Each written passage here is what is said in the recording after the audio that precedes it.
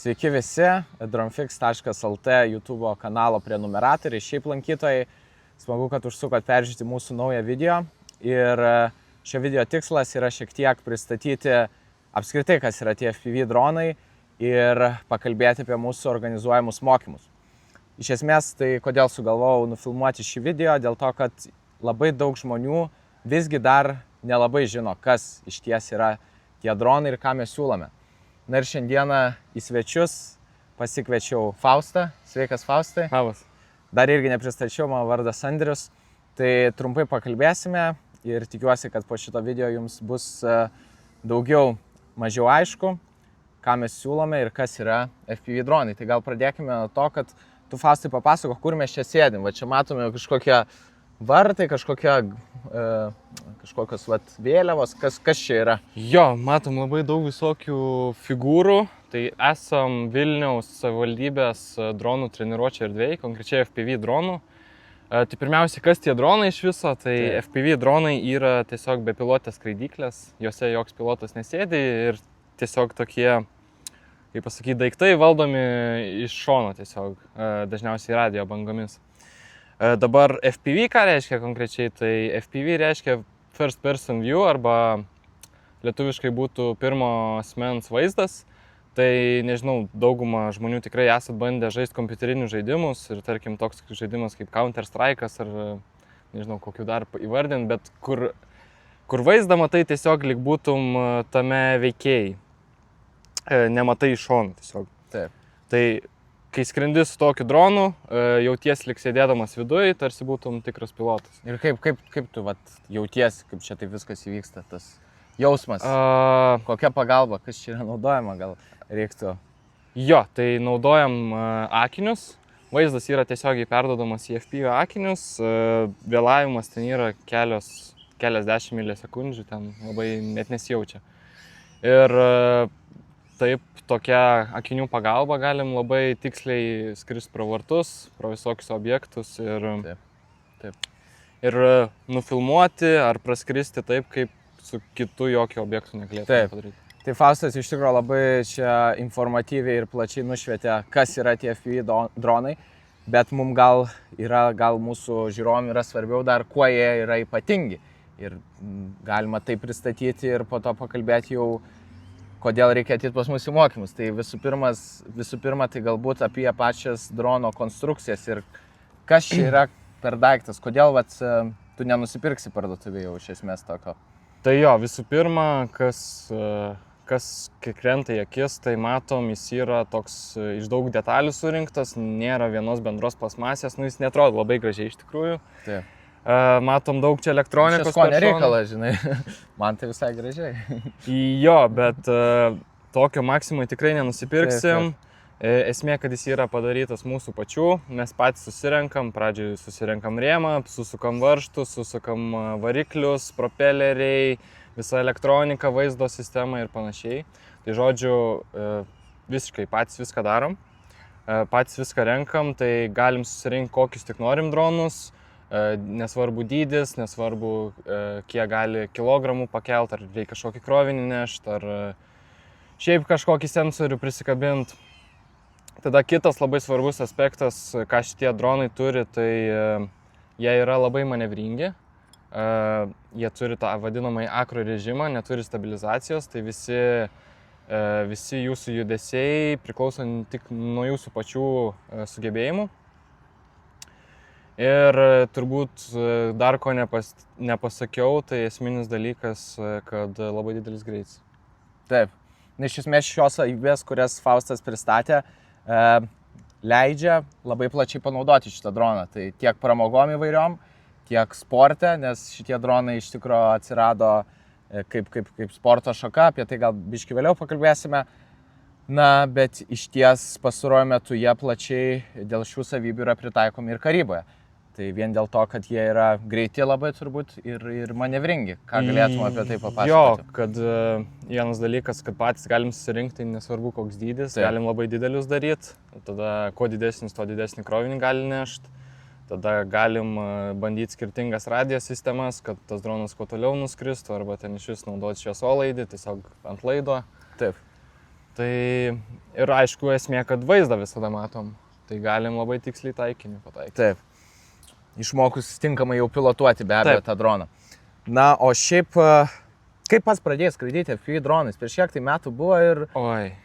Čia... Ar buvo tais laikais, vat, taip lengvai galėjai pradėti kaip dabar? Ir...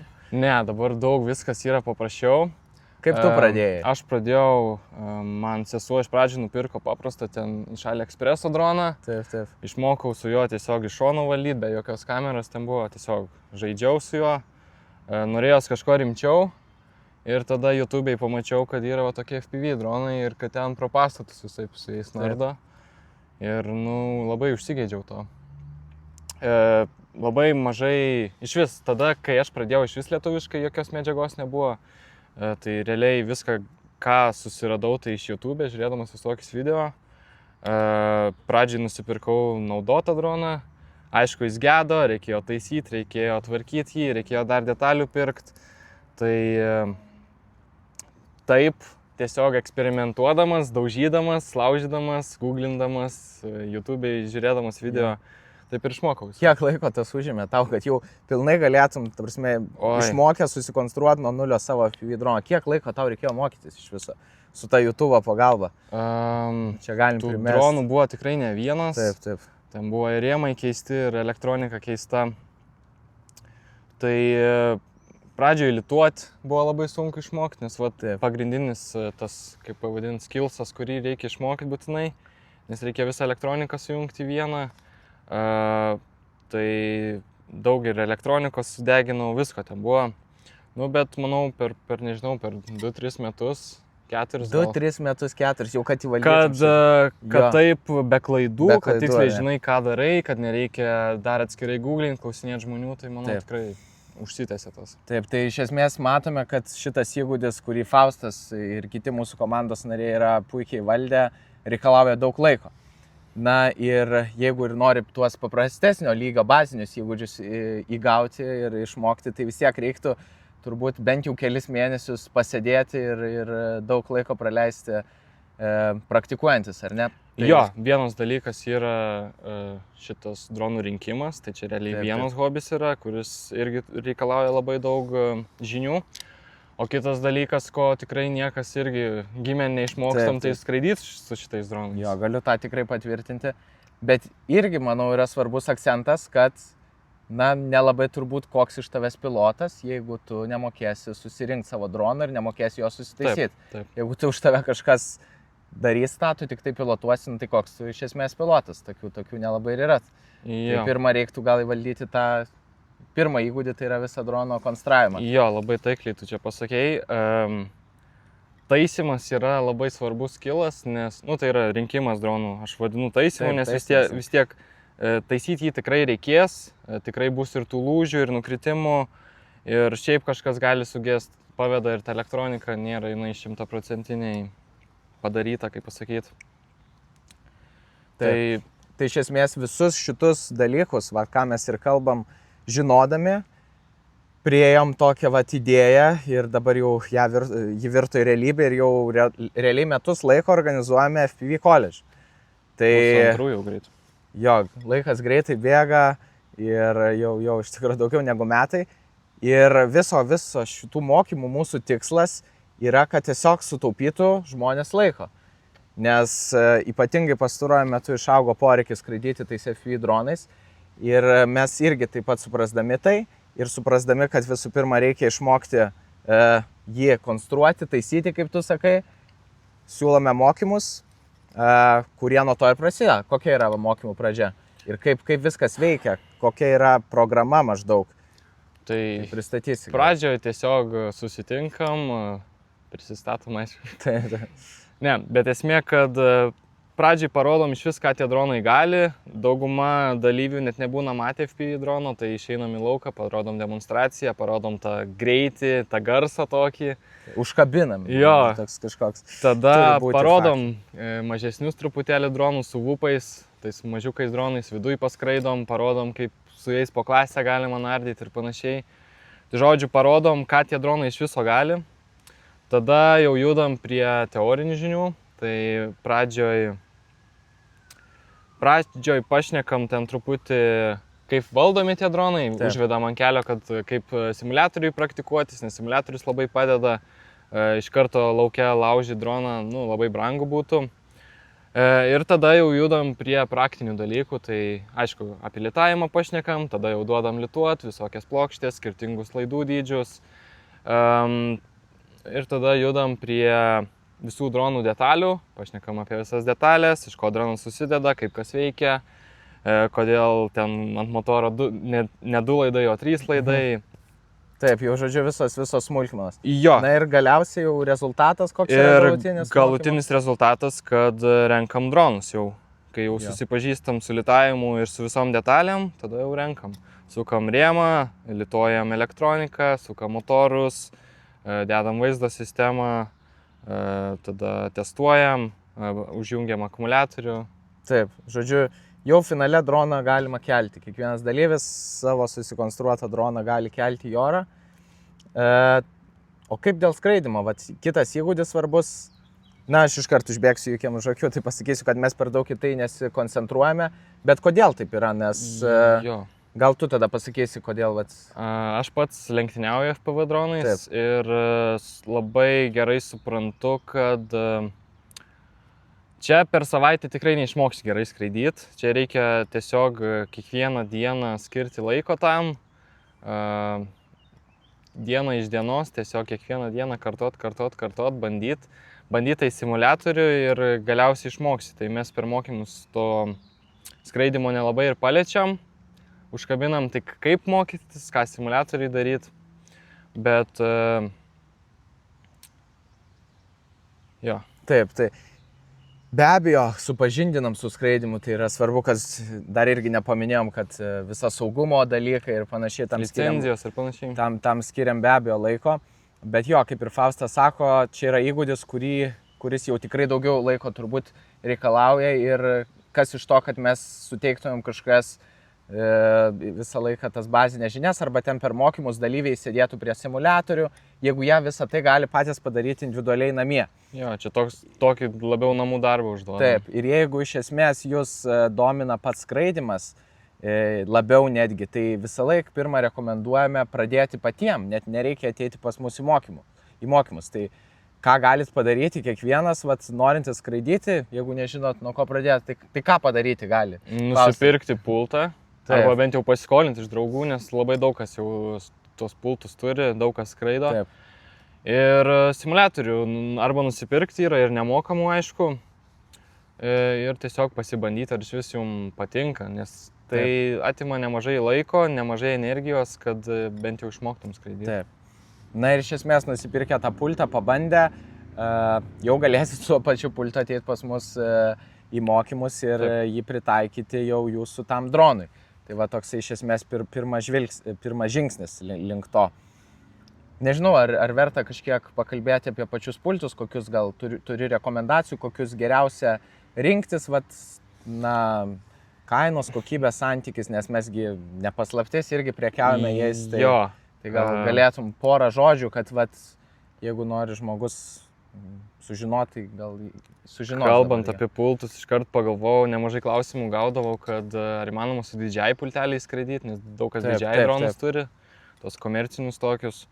Tai jie jungiasi, šiaip man atrodo, prie simuliatoriaus bijau dabar pameluoti, bet esmė, kad dažniausiai dešinysis tas joystickas, tikas, vairalaždės, svirtelė, yra centruota, o FPV dronuose ji yra laisva, nes ten yra tiesiog gazas, o šituose komerciniuose dronuose jis daugiau aukštį tik reguliuoja. Aš pats pradėjau ten iš vis nuo tokių turnidžių, tokie seni, tie pultai buvo, toli su jais net nuskristi nebuvo įmanoma. Po porą medžių aplink pasisukinėdavo ir užtekdavo. Na, o dabar jau sistemos yra daug pagerėjusios, tai mano didžiausios rekomendacijos yra Radiomaster gamintiems pultams, nes jie turi EdgeTX operacinę sistemą, tai ten realiai viską galima susiprogramuoti, kiekvieną mygtuką, ekraną ir panašiai. Ir be abejo, jie turi LRS sistemą, tai yra labai geras radio ryšio protokolas, su juo labai toli galima nuskristi. Taip. Jį naudoja ir lenktynėse, ir šiaip filmavime, ir net karyboje. Taip, tai iš esmės Faustas puikiai irgi pristatė opcijas. Jeigu kyla klausimų dėl tų pačių pultų, tai visada galite kreiptis, rašyti ir be abejo rasti juos mūsų internetinėje parduotuvėje, užsisakyti už tikrai gerą kainą. Tai va, ir nuo to pradėti savo kelią FPV drono link, jeigu nenorite iš karto jau to drono rinktis. Na, iš esmės tiek, vat, tokia įžanga apie tos pultus, bet jau ateinant į mūsų mokymus, tai vat irgi jau užsiminė apie tos VUP dronus, irgi tokius, kad egzistuoja. Tai gal reikėtų pristatyti, pakalbėti, kad mes siūlom dvi galimybės. Ir apie tas galimybės irgi mokymų metu reikia pakalbėti, kokios dvi tos opcijos yra. Tai viena, kurią mes dažniausiai siūlome, yra VUP dronas, VUP drono komplektas. Dabar kuo tas VUP dronas yra išskirtinis, kad jis yra labai mažiukas. Jis daugiau yra skirtas skraidyti viduje, bet kiek mums dalyviai pasakojo, su jais skraido puikiai ir lauke. Pavyzdžiui, dabar labai ramus oras, gražus, tai jokių problemų būtų ir su to VUP dronu čia šita irgi traselė, tarkim, praskristi, ar ne? Taip, puikiai. Čia tam būtent ir yra šiaip padaryta. Taip. Su VUP dronais gal tik viena problema, kad jei vėjas labai didelis, tada jį jau nupūs. Bet esmė, kad su juo puikiai galim skraidyti namuose, ypač žiemą. Žiemos vakarais labai būna nuobodu, nežinai ką veikti, nesinori prie kompo sėdėti, tai VUP dronai labai patogiai, kaip pasakyti, atveda į tą FPV hobį. Taip pat jie pasižymi, kad jie yra labai patvarus, nes jie maži, iš plastiko pagaminti. Tas plastikas labai patvarus. Atsparus smūgiam, ta prasme. Taip, aš ir galiu paliudyti, kad, tarpsime, jeigu trenki sieną, tai greičiausiai tam dronui nieko neatsitiks. Tai... Ir aplinkai beje nieko nelabai atsitiks. Taip, už tai labai patrauklus variantas skraidyti namuose. Ir daug mažesnė kaina. Tai šitie dalykai yra pagrindiniai, kuo VUPas yra geriau už didesnius dronus. Daug, kaip pasakyti, lengvesnė pradžia. Tada kita opcija, kurią mes siūlom, tai yra jau individualūs dronai, dažniausiai 5 coliai.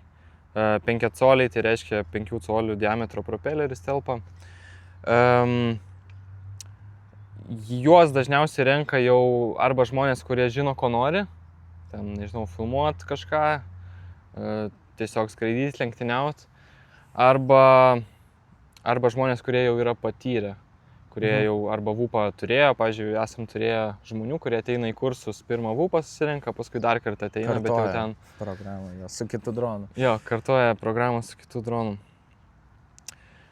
Beje, ko nepasakiau, kad tiek VUP dronas, tiek šitie individualūs, jų sistemos yra identiškos, tiek pultai tie patys, tiek... Valdymas visas. Valdymo protokolai, programavimas jų su tom pačiom programom. Realiai skiriasi tik dydis, elektronika yra irgi realiai identiška, tik sumažinta, mažesni komponentai. Mažiau gal ir galios, dar irgi gal toks minusas. Mažiau galios, bet kiek man žmonės yra sakę, kad tas power to weight ratio, galios ir svorio santykis išlieka maždaug tas pats. Išlieka tas pats, tai čia iš tikrųjų geras. Ir tarkim, aš atinu visiškai žalias, pasiemu tą VUP drono komplektą, aš gaunu visas dalis, valdymo įrangą, akinius, pultą. Na ir aš išmokęs su to VUP dronu, aš po to pats gal net galėčiau perėti jau prie rimtesnio drono, ar man reiktų kartuoti tos mokymus. Manau, kad puikiai galėtum. Aišku, jeigu reikėtų pagalbos, ten kažką užvestumėm ant kelio, visada padedam, bet manau tikrai taip. Jo. Ir tuo labiau aš galėčiau naudoti tą pačią valdymo įrangą pradžiui, kuri yra naudojama VUP tenais, jinai yra primityvesnė, bet iš esmės po to puikiai galima ją pritaikyti ir 5 colių, tarkim, dronui. Tai va. Kiek trunka tas mūsų bazinis kursas? Vis tiek yra svarbu pasakyti, per kiek laiko galima gauti tas bazinės žinias, kurių iš esmės užtektų jau pradedant šitą hobį ir išmokti to viso taisymo, kaip tu sakai. Šiaip anksčiau stengdavomės daryti kas antrą dieną, tai yra per savaitę maždaug pabaigti visą tą kursą. Gaudavos, nežinau, ten sumuoja 15 valandų kažkas tokio, jei neklystu. Bet žmonėms stengiamės taikytis prie žmonių, nes žmonėms dažnai tenka atvažiuoti iš kitų miestų į Vilnių. Tai kartais darom ir taip, kad tiesiog sutraukiam visą kursą per savaitgalį. Tai tiesiog po daugiau valandų per dieną, bet padarom per 3 dienas. Jo. Bendrai skaičiuojant, tai ten gaunasi apie 15-18 valandų kažkur tas kursas, bendrai sudėjus, tai iki 20 tikrai valandų tas bazinis mūsų kursas, kurio pilnai užtenka. Na ir kaip jis visas vadinas, ar mes jau minėjom? FPV College. Jo, tai tikrai pasidomėkit, nuorodą rasite video aprašyme, plačią visą apie FPV College'ą su visom detalėm, ten galėsit pasiskaityti, kaip kas vyksta, kada naujos grupės renkamos ir be abejo užsiregistruoti. Ir taip pat siūlome galimybę gauti nemokamą 20 minučių konsultaciją. Jeigu turi tik bet kokių klausimų, ar nežinot, kokį drono rinkinį rinktis, ar kokį ten pultą, ar kokias detalės, tai galite užsiregistruoti. Kalbant apie detalės, dar irgi yra labai svarbus dalykas, ko nepaminėjau, kad ta kaina pas mus ten puslapį yra nurodyta nuo. Žodžiu, tai iš tikro, pripažinkim, dronai yra turbūt ne iš pigiųjų, tokių hobių. Ir kas labiausiai įtakoja tą kainą, iš esmės? To rinkinio viso, kurį galima. Esmė, kad stengiamės parduoti kokybiškas detalės. Stengiamės, jeigu jau renkam individualius dronus, tai stengiamės, kad ten būtų su DJI FPV sistema, kad tas vaizdo perdavimas būtų geras, kad gražus vaizdas būtų, nes anksčiau tai vien tik analogus skraidydavom, nežinau, ar esat matę Šilelio televizorių. Kas tas analogas? Realiai jaučium tik mūsų tėvai yra matę, būdavo tokie seni televizoriai, Šilelis ir labai maža rezoliucija. Jeigu stringa vaizdas pradeda kvadratuotis, taip prašiau vis matai, o su šitom DJI skaitmeniniam sistemom šito nepajusi. Visada realiai, kaip Karolis kitas mūsų dėstytojas sako, realiai skrendi ir matai vaizdą kaip iš YouTube'o. Labai gera kokybė. Taip, bet aišku, už tai yra atitinkama kaina. Ar ne? Jeigu norima sutaupyti, tai ar analoginės sistemos užtenka, ar jinai kažkas... Taip, aš bent jau nuo to pradėjau ir tiesiau, ir daug kas dar ir lenktyniauja su šitom sistemom. Taip, ko jos pasižymi, kad kaina yra daug mažesnė, nes labai sena sistema. Ir tikrai ten užtenka. Jo. Iš šitos vūpose irgi analogas yra puikiai viskas ten matos. Tai va čia turbūt ir yra toks pagrindinis faktorius, kuris kainą viso drono ir jo komplekto keičia stipriai, ar ne? Nes viena akiniai tie skaitmeniniai DJI, tarkim... Oi, bijau pameluot, bet ten iš 7, 8, gal 100, 6, 8 bijau pameluot. Tai jau čia Faustas išreklamavo, tai iš esmės tai brangus dalykas, bet aišku, jeigu jūs norite aukščiausios kokybės, galima tą gauti, bet jeigu kitu atveju iš esmės užtenka tikrai analoginės vaizdo sistemos, kuri yra kelis kartus pigesnė ir taip sutaupysite, o galbūt ateityje jau kai pramoksite, persite prie rimtesnės vaizdo sistemos. Tai va, nemažai aptariam dalykų, net nežinau, ko apie pačius mokymus dar paklausti, man tik dar vienas toksai klausimas, čia buvau pasižymėjęs, išliko, tai kas toliau? Baigi mokymus, baigi į koledžą, kas toliau, kas iš to, ką aš galiu veikti su tuo dronu, kur aš galiu skraidyti, ką daryti, kas toliau? Oi, tai tada, kai jau išmoksti skraidyti, išmoksti rinkti tos dronus, tai tada vien tik nuo tavęs priklauso, kur tu pritaikysi. Tai dauguma žmonių labai mėgsta filmuoti, nes realiai tik nuo tavęs priklauso, kaip tos dronas skrenda, galima nardyti visur. Kaip žinom, netoliese visai vyksta karas, tai kare irgi labai pritaikoma. Tiesiai šviesiai galim sakyti, turi droną, jau esat vienu žingsniu iš esmės arčiau tos galimybių ginti savo šalį, ar ne? Taip, kelis šimtus eurų kainuojantis dronas gali tanką pašalinti. Taip. Be abejo, su atitinkamus sprogmenį pridėjus, bet iš esmės tas dronas gali tapti priemonę, kuri ateityje tau pasitarnautų, tarkim, jeigu norėtum prisidėti. Ir be abejo, reikėtų turbūt prisidėti. Taip. Tai va, Na ir dar toks dalykas, paskutinis, ką galim pakalbėti, lenktynės. Jo, Nepristačiau visiems, bet kas žiūri pirmą kartą mūsų arba nežino, tai Faustas yra vienas geriausių Lietuvos FPV dronų pilotų, neslėpkim. Ir aišku, įvaldyti tokį lygį, kokiam esi tu, tai tikrai daug metų reikia, daug treniruočių, daug atsidavimo, tačiau lenktynėse yra ir atskiros kategorijos, kur yra mėgėjų klasės ir panašiai. Ir žmonės net baigia mūsų mokymus, kiek žinau, jau po pusę metų ar ten po metų treniravimuose jau dalyvauja lenktynėse. Ar tai tiesa? Jo, turim tokių dalyvių. Pradėjo nuo VUP dronų, paskui perėjo prie 5 colių ir jau lenktyniauja su aukščiausio lygio pilotais. Tai jo, aš irgi, nežinau, 2 metus taip stipriai lenktyniauju, kur labai jau atsiduodu, labai daug laiko tam skiriu, kiekvieną dieną simuliatoriui ariu. Kas labai smagu, kad bendruomenė yra labai šilta, labai padeda. Ir šiaip, tikrai smagus hobis, labai daug adrenalino gauni. Taip. Tai nežinau, dar turi kažką pridurt mūsų žiūrovam. Jeigu jau žiūrėjot iki pat galo, tai nepamirškit palaikinti video, palikti komentarą. Be abejo, komentare galite užduoti klausimus. Galbūt net jeigu jų bus nemažai, padarysim atskirą epizodą, kur bus galima atsakyti juos. Apie dronus, apie šiaip visą hobį. Ir geros vasaros ateinančios ir esamos ir domėkitės. Ir jeigu jau susidomėjot, kreipkitės. Tai ačiū, kad žiūrėjot, tikiuosi buvo įdomu ir informatyvu. Tai tikiuosi susimatysim kursuose su kai kuriais. O šiaip tai būtinai parašykit komentaruose, kokių dar video norėtumėt ir viso. Jo, iki, ačiū Faustai.